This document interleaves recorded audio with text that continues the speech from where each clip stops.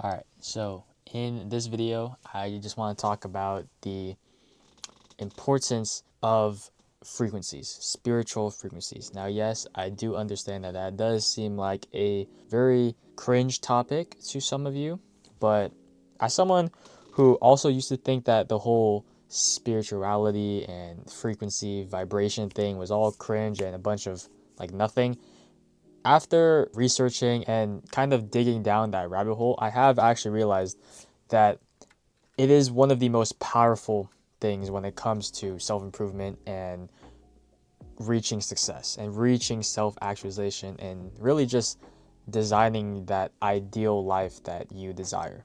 And that is because a lot of people think that the biggest thing preventing them from achieving their goals is a lack of information, or they just need some special hack, or that they just have bad luck. When in reality, it's distractions. Distractions from both the internal and the external. Internal being your own thoughts, and the external meaning your environment, the people that you surround yourself with. I'm sure that you could recall plenty of times when you're just trying to sit down and work, but there's just always something buzzing around you that is tethering your focus away from your main objective. Something like your parents' TV blasting the news, or your sibling rambling while playing Roblox, like mine.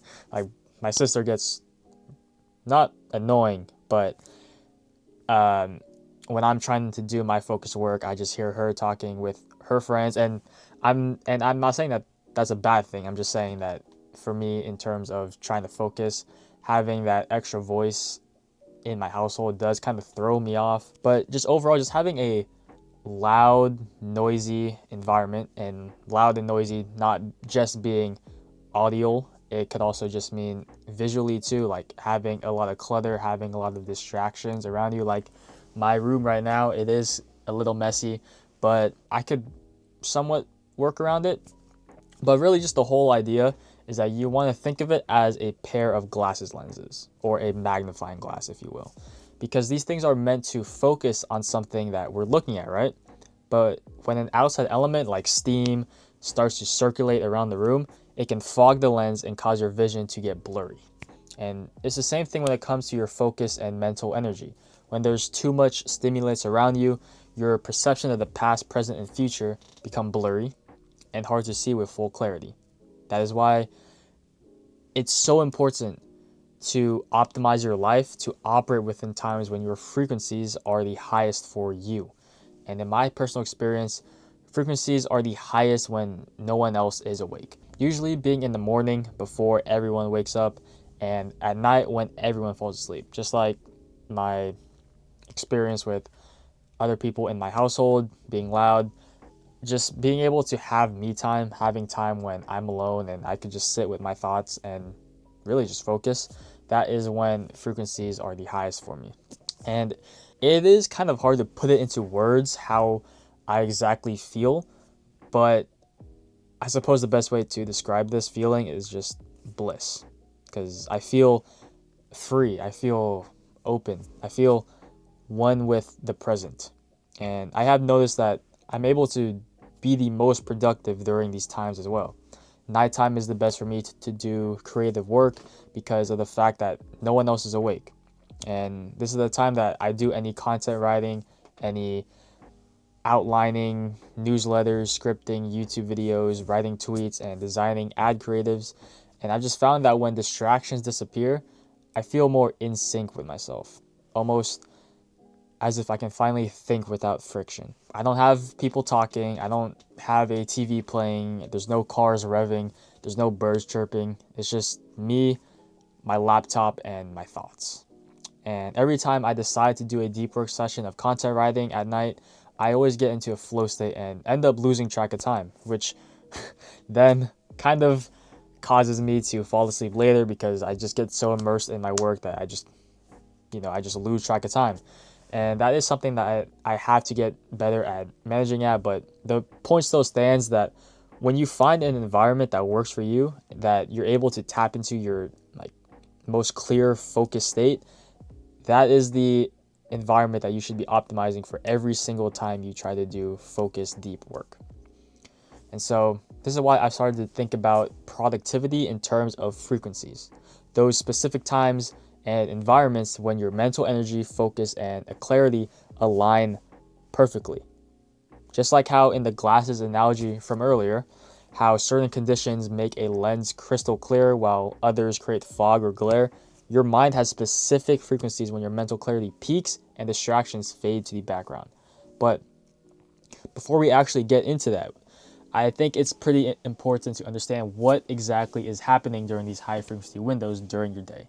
Why do you sometimes feel like you're operating with superhuman focus while others you feel like your mind is being stretched from all sides?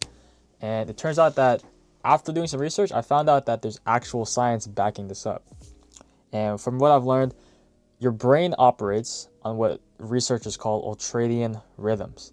These are natural 90 to 120 minute cycles where your alertness, focus, energy, and cognitive performance rise and fall throughout the day.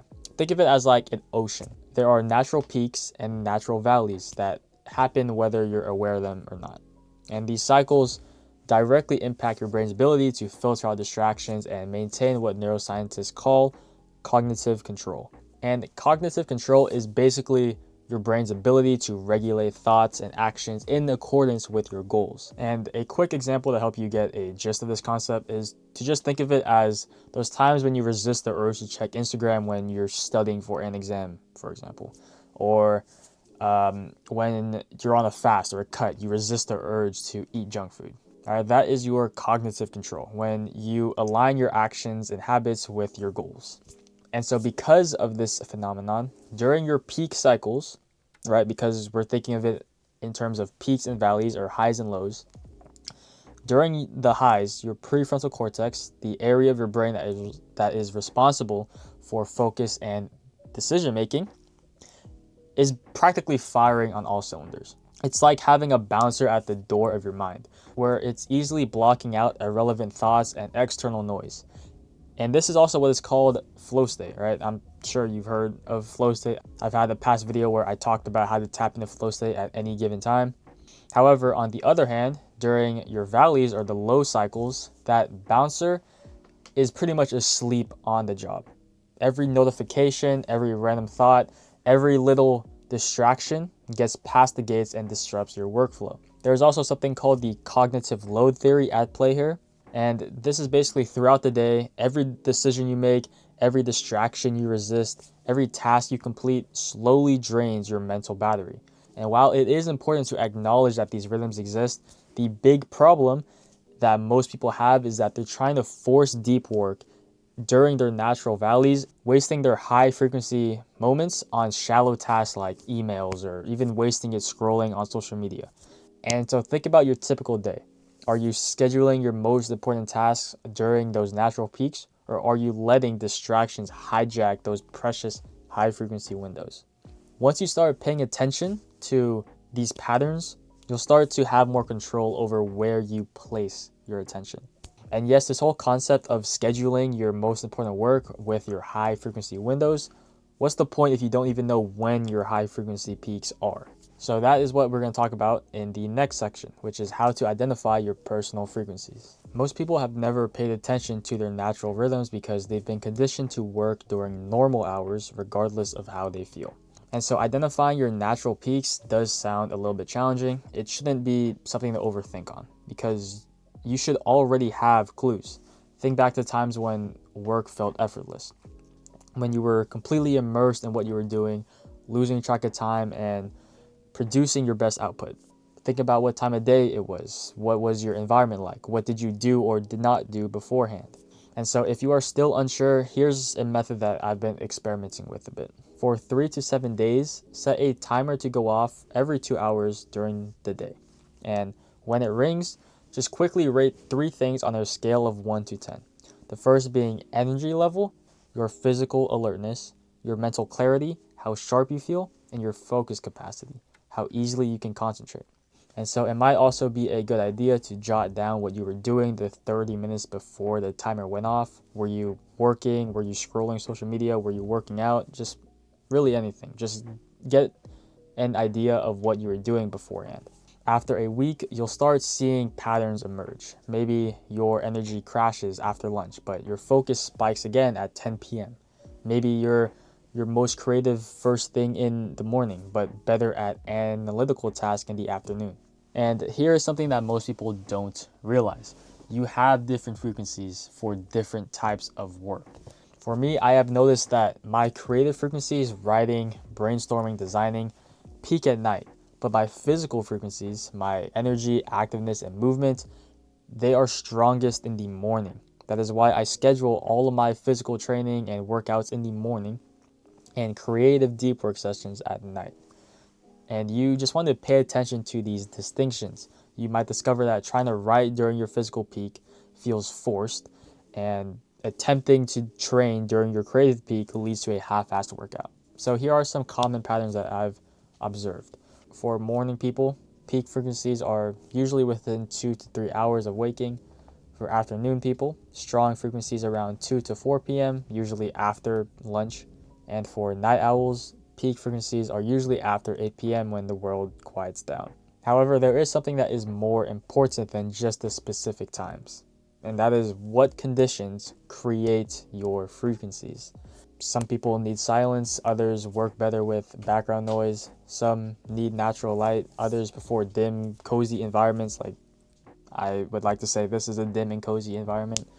But the point being that you shouldn't be trying to fit some other social media influencer's productivity schedule.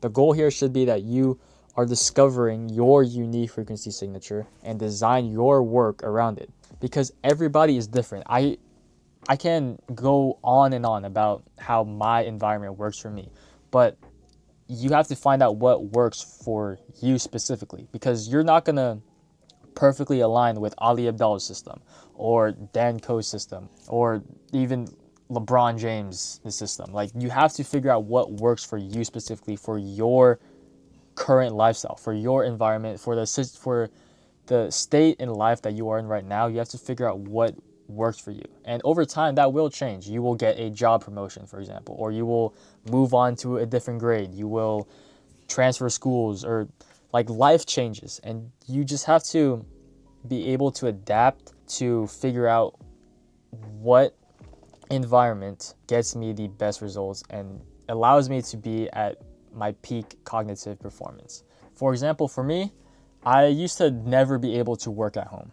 Like, I just needed to be in, like, really just a different place other than home. School, a cafe, library, really anything.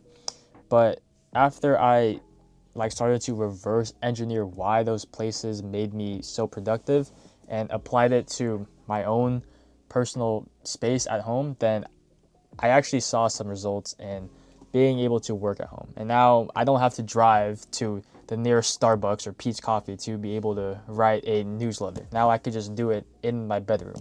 So again, you just have to figure out what system works for you. So now that you have identified your personal frequencies, the real work begins, and that is protecting and optimizing them. And this is also where most people fail, because they discover their peak windows, but then they let distractions like notifications and poor environment design completely sabotage them. So here is how to turn your frequency awareness into actual productivity gains. The first is to treat your peak windows like sacred time. This is because your high frequency windows are not just good times to work. They are, in a way, your most valuable asset. For example, would you schedule a random meeting during your most profitable business hour? Of course not. So why would you do the same with your peak cognitive hours? Block out your frequency windows or deep work sessions, whatever you want to call it. Just block it out on your calendar and treat them as sacred. Say no to hangouts that fall during these times. Turn off your notifications and just let people know that you are unavailable. Who cares if they call you a D&D warrior? Just, you have to treat these times with respect, because at the end of the day, these are the times of your life that you are working towards your goals. And that is arguably one of the most meaningful parts of life, when you could devote your time and energy into building something meaningful. And in this case, these hours should be the hours spent doing that. This is also something that I learned the hard way, so learn from my mistakes, because at the start of summer break, I just went out way too many times late at night. And this not only caused me to not get any creative work done, but staying up late caused me to wake up late, which in turn resulted in me missing out on my morning workout. So this was truly a negative connotation of the two birds with one stone. And so the second is to design your environment for deep focus. Your environment plays a huge role in whether you can tap into flow state or not. This is because studies show that our brains are constantly scanning for potential threats or interesting stimuli. And when you remove those environmental triggers by deliberately designing your workspace, you prime your brain for better focus. Something that I like doing is moving to a space in my house with minimal distractions. Like I have a corner in my room with no clutter. There's artificial light from the window and the sunlight. There's no LEDs. This is just for the video to have like somewhat of an aesthetic vibe. I have a comfortable chair, and it's just significantly better than working in a messy living room with a bunch of visual distractions. But sometimes changing locations could be the answer that you're looking for too. Like what I was saying earlier, for me in the past, I found that going outside in local cafes or libraries can be incredibly effective. This was mainly because when I was at home, I just felt a sense of complacency. I'm I'm too comfortable and more prone to doom scrolling on my phone because this bed is where I doom scroll in the morning before I actually grow a pair and get out of bed. And just being around this environment kind of used to make me want to scroll. Like I would just grab my phone and just waste hundreds of hours on TikTok or Instagram Reels or playing Clash Royale. But that was in the past. I'm not like that anymore. But just maybe for you, migrating to a location outside of your house could bring you out of your comfort zone and help you break any phone addictions because you're no longer in the room where you feel the most comfortable. So the third thing is to batch low frequency work. This is because not all work requires peak cognitive performance. Emails, chores, and any other basic routine task could be done during your natural energy dips or times when you don't feel the most like subjective to focus the work, or just times when you feel tired. Like you could probably write a couple emails, do some chores, wash the dishes during times when you feel a little bit tired, a little bit sluggish. And that's just the point that I'm trying to make here. When you're not at your like peak frequency times, that's when you should be batching shallow work or work that you could pretty much do at any time. And this just allows you to save your deep work sessions for the actual important task, and you don't have to worry about any shallow tasks that might get in the way. And the fourth is to create frequency triggers.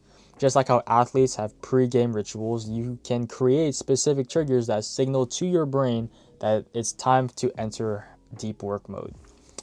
For me, some things that I like doing is listening to music, or as weird as it might sound, just drink a shit ton of water. And these small habits help transition my brain from scattered energy of the day to more focused energy that I need for deep work. Plus, drinking water does help me reach my daily water intake. So by the evening, when most people are mentally exhausted, that's when my frequency peaks because I've eliminated most of the external cognitive load. There's no decisions about what clothes to wear, no interruptions from my family members, no background chatter competing for my attention. It's just me and my work. And that just allows my brain to enter flow state much, much easier. So now that you've identified your frequencies, you've set up your environment, you've blocked out peak windows on your calendar, but there is still one more thing that causes most people to fail capitalizing on their high frequency periods. And that is because they fall victim to disruptors that induce their low frequencies. They let sneaky bad habits and decisions completely sabotage their ability to tap into deep focus. And so let me walk you through the most common ones so you can spot them before they destroy your productivity. Because what's the point of doing all these things of setting up your ideal environment if there's still some disruptors that cause you to lose focus? So the first and the obvious one is the social media trap. This is probably the biggest frequency disruptor I see and is the one that consumes me the most. This is because during your actual deep work sessions, you open up your laptop and you quickly check your X notifications before getting started. Then in the middle of that, you get an Instagram notification on your phone. So you go and check that out. Oh, but wait, your friend just sent you a TikTok. And what feels like 30 seconds turns into 30 minutes of scrolling. But the real damage isn't the lost time, it's where it puts your mental state after. Social media floods your brain with dozens of random thoughts, emotions, and stimuli. And your brain just goes from a state of calm focus to scattered reactivity. Even after you close the app, your brain is still processing all of that information. What should have been your highest frequency window becomes frustrating struggle to regain focus. So here is what I'm doing, my current solution to fixing that. And that is I just put my phone in another room during these work blocks. It's not on silent, it's not face down, it's in another room. And since I usually work in my bedroom, I usually leave it in the living room charging, and this is what has been working for me recently. But obviously there are still times when I start fiending and just go fetch it. If I find another method, I'll be sure to create an update post. So be sure to subscribe to this YouTube video for real-time updates if you haven't already, because I'm like, my main goal with just making content is to just document my journey, document the things I'm learning, I'm doing, the lessons I've learned, the mistakes I've made, the successes that I've accomplished, and just share with you so you could kind of emulate that and apply it to your own life so you can see results for yourself. So if I find another method to kind of beating social media, I'll make another video on that. So subscribe if you haven't already. But we now move on to the second, and that is overscheduling your peak times. And now I get it. When you discover your frequencies, there's a temptation to cram as much as possible into those windows. You might say something like, if I focus best from 9 to 11 p.m., I'll work on my project and respond to emails and plan for tomorrow's schedule. But while these windows seem like superhuman periods, they're still limited by your cognitive capacity, like what we talked about earlier. Your brain could only handle so much. So when you try to do too much, you end up doing everything poorly. So just pick one important task per window.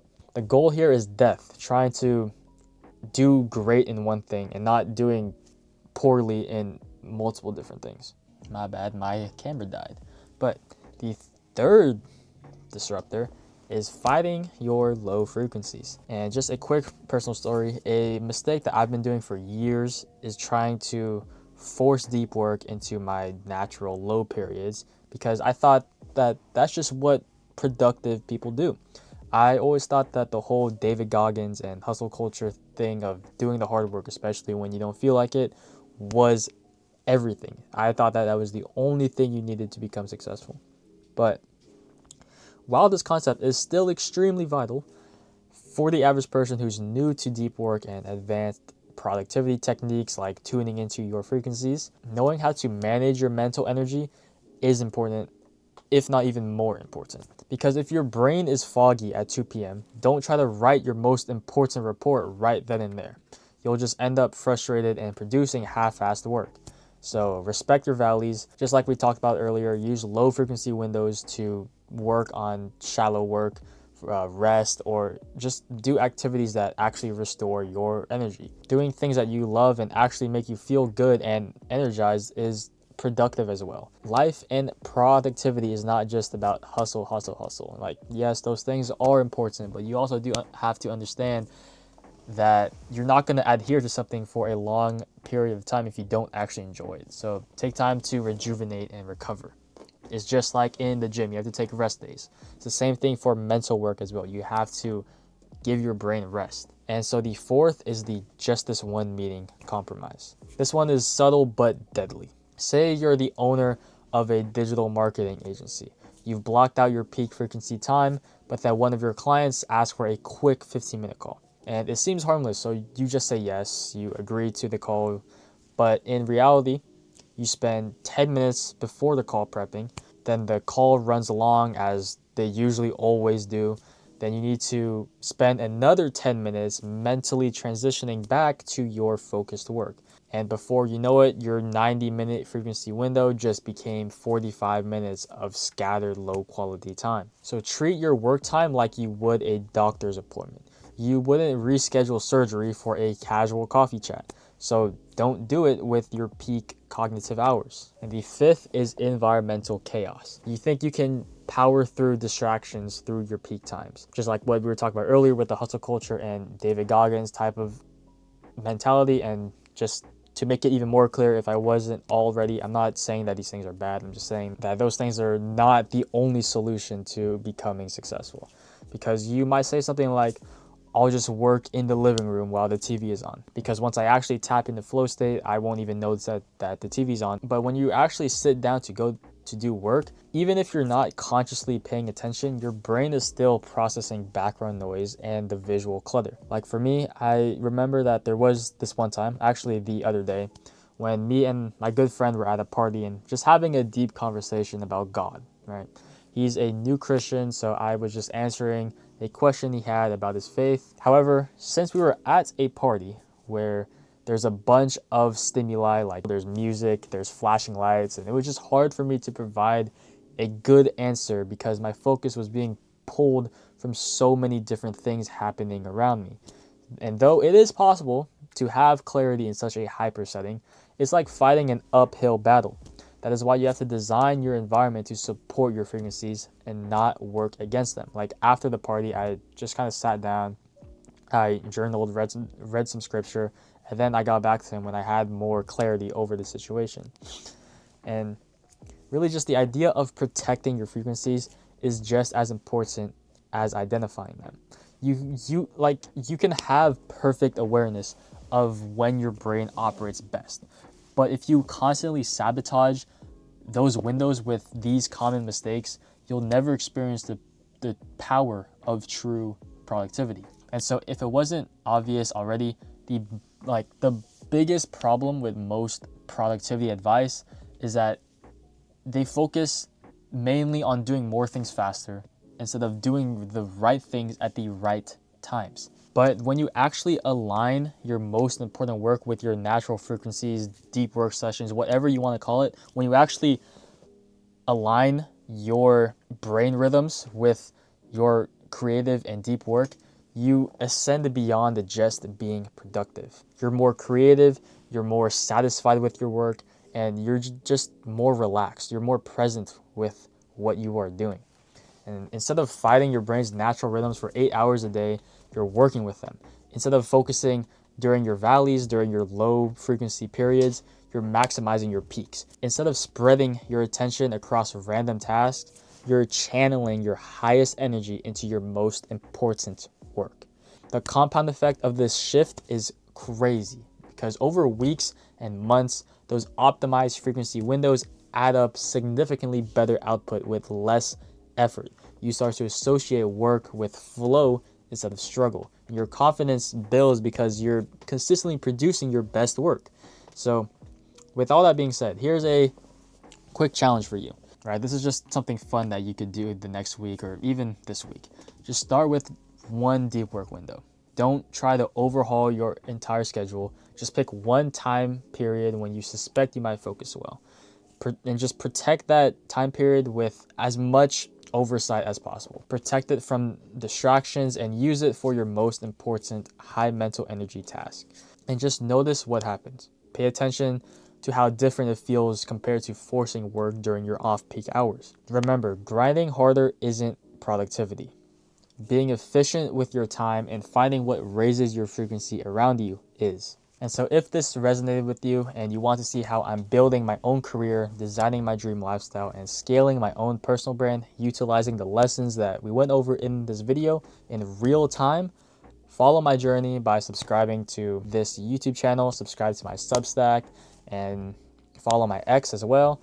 I share a shit ton of insights on productivity, focus, and designing a life that actually works for you. Also, I've just launched a free WAP community where I'm sharing the resources that I am using to achieve this level of self-actualization that I'm striving for. So if you just want access to some lessons, to some resources, to even my summaries that I have made in the past that initially blew my channel up. Check out my WOB, join it. It's completely free. You have nothing to lose. You only gain from it. And I have plans on making it something meaningful. So that's it. I'll see you in the next one. Goodbye.